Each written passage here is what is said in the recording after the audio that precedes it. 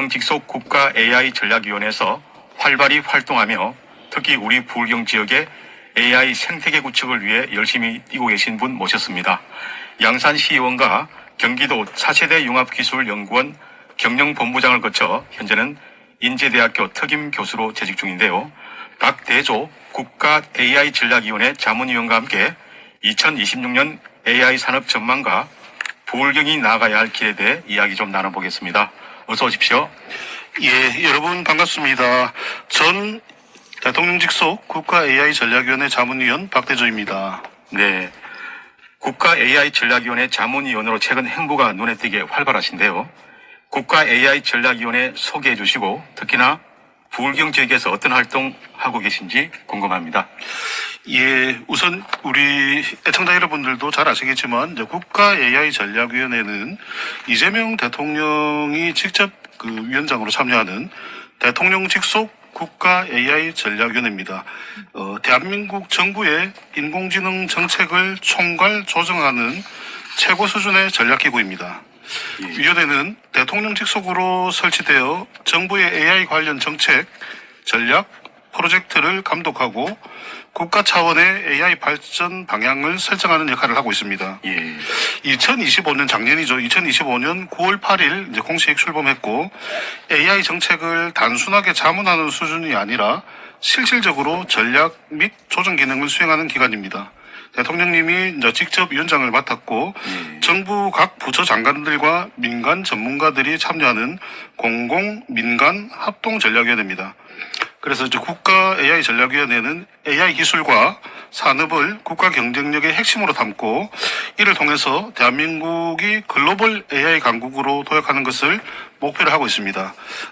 저는 이제 지난주까지 국가 AI 전략위원회 자문위원으로 이제 열심히 활동을 했고 어제 이제 19일 월요일부터는 이제 지방선거 출마 예정자의 자격 심사가 진행이 되고 있는데 저도 어제부터 자문위원회 자격을 내려놓고 양산시장 출마 예정자 신분으로 다시 양산 지역에서 열심히 활동하고 있습니다. 그리고 이제 국가 AI 전략위원회 자문위원은 이제 한마디로 좀 말씀을 드리면 정부의 AI 정책의 큰 방향이 산업계와 대학, 지자체 현장에서 원활하게 작동하게 만드는 정책 브릿지 역할입니다. 그래서 부울경에서 이제 지난 10월 30일 대통령 직속기구 자문위원으로 위촉된 이후에 부울경 지역에서 AI 생태계 조성에 열심히 활동을 했었습니다. 그리고 지난해 AI 산업의 가장 큰 변화는 무엇이었고 올해는 어떤 흐름이 올 것으로 전망을 하시나요? 예. 어쩌면 글로벌은 물론이고 국내에서도 지난해 2025년은 AI가 실험실에서 현장으로 옮겨가는 논의를 시작한 해라고 이제 생각이 듭니다. 구체적으로 한 3가지 정도의 변화가 있었습니다. 첫 번째는 에이전틱 AI의 이제 본격화입니다. 이제 우리가 쉽게 얘기하면 단순히 질문에 답하는 수준을 넘어서 AI가 스스로 복잡한 업무를 단계별로 처리하는 에이전트 역할을 하기 시작했다는 것입니다. 그리고 두 번째로는 물리적 AI, 즉 휴머노이드 로봇의 시대가 열렸습니다. 엔비디아 젠슨 황이 이제 얘기했는데요. AI의 종착점은 휴머노이드 로봇이라고 말을 했는데요. 이게 단순한 전망이 아니라 실제로 제조 현장, 물리 현장, 헬스케어 현장에 투입되고 있습니다.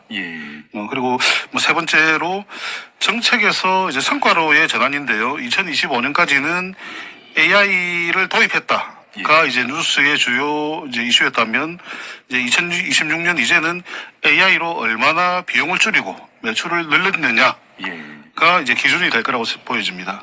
그리고 대학과 기관을 만나면 어떤 건의사항이 실제로 나왔습니까? 예, 제가 이제 대학 관계자들과 이렇게 만나보면은 현장의 요구가 의외로 단순했었습니다.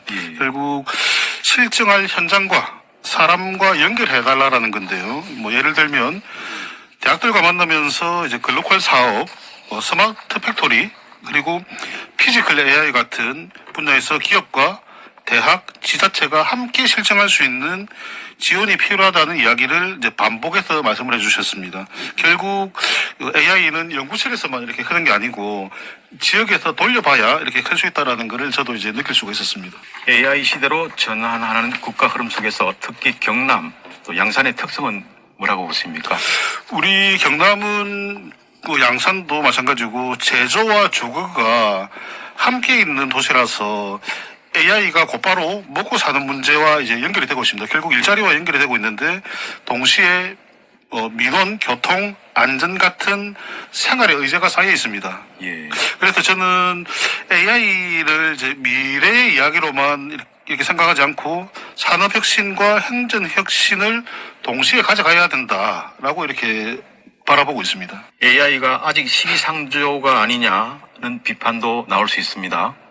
맞습니다. 이제 그렇게 말씀하시는 분들도 많이들 있으신데, 이제 그 비판이 맞을 수도 있지만, 이미 대세는 AI 시대로 전환을 말을 하고 있습니다. 그래서 저는 AI를 앞서기보다는 생활형 AI를 이야기하고 싶습니다. 예를 들면, 민원을 48시간 안에 처리한다든지, 교통 재난 대응을 데이터로 바꾸자라는 겁니다. 그 시민들의 입장에서는 AI가 중요한 게 아니라 이제 답답한 게 풀려지는지가 이제 중요한데, 그래서 AI가 답을 내는 게 아니라 답답함을 들어주는 도구가 돼야 된다라고 이제 저는 생각을 하고 있습니다. 정책적인 면 잘 알겠습니다. 세부 지역적인 사안에 대해서도 의견 있으실까요? 양산을 구분하고 AI 정책을 도입한다면 어떻게 또 문제를 해결할 수 있을까요? 우리 우선 양산이 천성산을 기준으로 동서로 이렇게 구분이 돼가 있고 또 구도시와 신도시 이렇게 좀 분리가 돼가 있는데 권역별로 좀 우선순위가 다를 수 있겠다라는 생각이 듭니다. 예를 들면 이제 신도시 지역이 물금, 동면, 양주 지역 같은 경우에는 등하교시 출퇴근의 이제 교통체증이라든지 돌봄, 교육이 주요 이슈가 이제 될 수 있겠고, 예. 우리가 웅상이라고 얘기를 하는 이제 동부생활권, 서창동, 소주동, 덕계동, 평산동이 이제 있는데 이쪽에서는 산단과 주거가 혼재하고 있어서 민원이라든지 소음, 분진, 주차, 교통 등의 이제 민원이 많이 발생하고 있어서 이제 이런 부분들도 해결을 해야 되고 예. 생활형 SOC가 이제 핵심적인 내용이 될 수 있을 것 같습니다. 그리고 이제 구도심을 보면은 이제 상권이 좀 회복이 돼야 되는데 주차 문제라든지 보행 문제, 야간 경관 문제 등 노후 주거 시설과 생활 안전이 우선시 돼야 된다라는 주민들의 목소리가 많았고요. 예. 이제 우리가 원동을 포함해서 상북, 하북, 농촌권과 이제 관광권으로 이제 구분을 할 수 있을 것 같은데 이쪽 지역의 이제 주민들 말씀은 AI보다는 이제 버스라든지 의료 생활 편의가 먼저다. 그리고 이제 관광과 유통 같은 경우에는 체류형으로 이렇게 재정비돼야 된다라는 말씀들을 많이 해주십니다. 예. 경남 양산시장 출마 예정자 신분으로 양산의 이재명이라는 별명이 있던데요. 예. 이재명 대통령과 어떤 인연이 있으신가요? 예. 우리 경남과 양산에서 이제 박대조라고 하면은 양산의 이재명이다라고 이렇게 사람들이 이제 많이들 불러주고 있습니다. 양산의 예. 이재명으로 통하고 있는데 제가 2014년도에 이제 양산시의원에 출마해서 당선이 되었고요. 양산시의원 현역으로 활동할 때 전국의 지자체의 행정 사례를 쭉 이렇게 서칭하다가 우연찮게 성남시가 이제 눈에 들어왔었습니다. 예. 제가 이제 정치를 시작하면서 양산시장을 목표로 이제 정치를 시작했었는데요. 양산시장이 되면 하고 싶었던 이제 행정들, 예. 예를 들면은 이제 공공산후조리원이라든지 아이들 교복 지원, 학교 급식, 아이들 치과 치료 등 제가 하고 싶었던 행정을 이제 당시에 이재명 성남시장님께서 이미 하고 계셔서 예. 제 생각은 이렇게 이제 생각을 했죠. 바로 이분이다. 이렇게 이분이다 싶었죠. 그래서 2015년 5월 봄에 제가 자필로 이제 편지를 적어서 양산시의원, 이제 제가 출마했었던 시의원 당선된 공보물과 함께 성남시장실로 등기우편을 하나 보냈었습니다. 예. 시장님 앞에 등기우편을 이제 보냈었었는데 편지의 내용은 시장님과 같은 분이 이제 대한민국 호의 선장이 됐으면 좋겠다 뭐 이런 내용들이었고 예. 그런데 이제 이틀 뒤에 그 당시 이제 성남시에서 이재명 성남시장님으로부터 직접 전화가 왔었습니다. 예. 그래서 그렇게 처음 인연이 되었고 이후에 세 번의 이제 대통령 선거를 함께 했었습니다. 19대 대통령 선거 때에는 경남의 책임자로 그리고 20대 대통령 선거에서는 대통령 후보 정무특별보좌관으로 예. 그리고 21대 이번에 당선되는 대통령 선거에서는 정무특보단장으로 이제 활동들을 했었습니다. 예.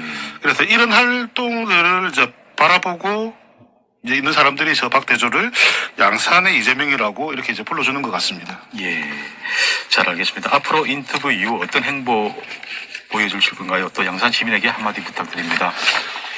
예, 양산 시민 여러분 반갑습니다. 양산시장 출마 예정자 박대조입니다. 우리 양산은 지난 20년간 인구 증가를 포함해서 폭발적인 성장을 해온 도시입니다.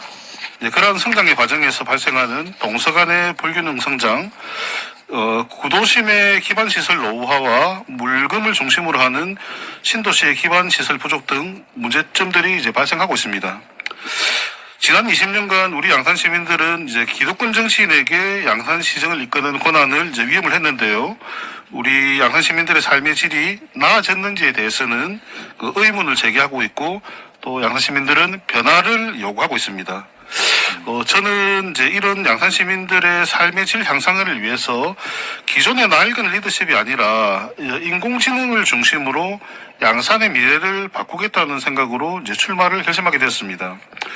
그래서 양산을 단순한 베드타운 도시가 아니라 AI 기술이 접목된 첨단 기업 도시로 바꾸는 게 이제 필요하다라고 저는 생각을 하고 있고, 저의 이런 현장 경험이라든지 중앙정부와의 인적 네트워크를 통해서 양산 발전을 연결시키는 좋은 계기가 될 것이라고 저는 생각을 하고 있습니다.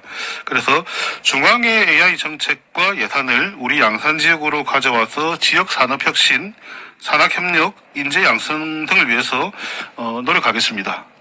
우리 양산 시민 여러분들, 우리 양산이 이제 젊은 도시니까 이제 우리 양산도 기존의 전통적인 행정 방식에서 벗어나서 데이터와 AI 기반의 과학 행정을 도입해서 우리 양산 시민들의 삶의 질을 높이는 행정을 해야 된다라고 생각을 하고 있는데 여러분들도 뭐 그렇게 생각하지 않겠습니까? 그런 면에서는 이제 저 박대조가 그런 역할을 잘 할 수 있는 책임자라고 이제 생각을 하고 있습니다. 우리 양산 시민 여러분들의 많은 관심과 응원 부탁드립니다. 고맙습니다. 네, 오늘 얘기 나누다 보니 AI 기술이 지역의 제조업 혁신과 미래 먹거리를 좌우하는 결정적인 승부처라는 사실을 다시 한번 절감하게 됩니다.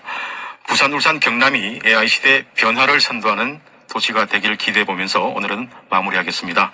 지금까지 투데이 초대석 박대조 국가 AI 전략위원회 자문위원이었습니다. 오늘 말씀 고맙습니다. 예, 고맙습니다.